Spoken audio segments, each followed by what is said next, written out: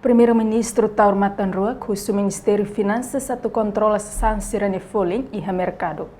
Primeiro-Ministro Taur Matanrua catou assunto foi halau encontro semanal o Presidente da República, José Ramos Horta, e o Palácio Presidencial baru Pitedili, quinta-feira semana né.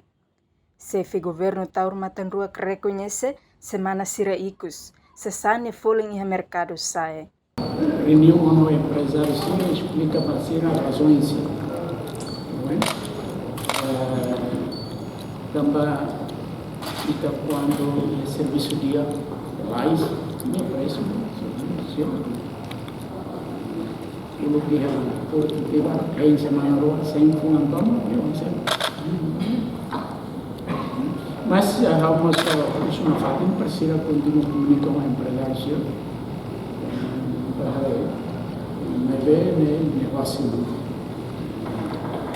terceiro a prestação de serviço. Mas ini dikesan pesan yang merkado folly la norma. Não é lá o sítio. Se tu pode tirar ele tem lá em o caminho funciona com mercado livre. Para uma hora se são que só se paga $100 mas $2.200 não. Dia tak masih lama yang susun empat. Faham itu? Quando dia masuk salah itu, raya ni pak, dia terbaru dia faham dia. Ni mereka ni. Ni harus kita bawa kita mati dia mati ya umum. Quando buka fahim pun tak. Mas fahim naik quando orang bersekolah dia mak buka asal ni pun itu.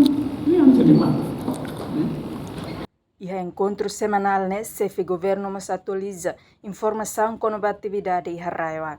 Além de discutir plano visita Presidente da República, José Ramos Horta, vacina pura fulan dezembro tinane.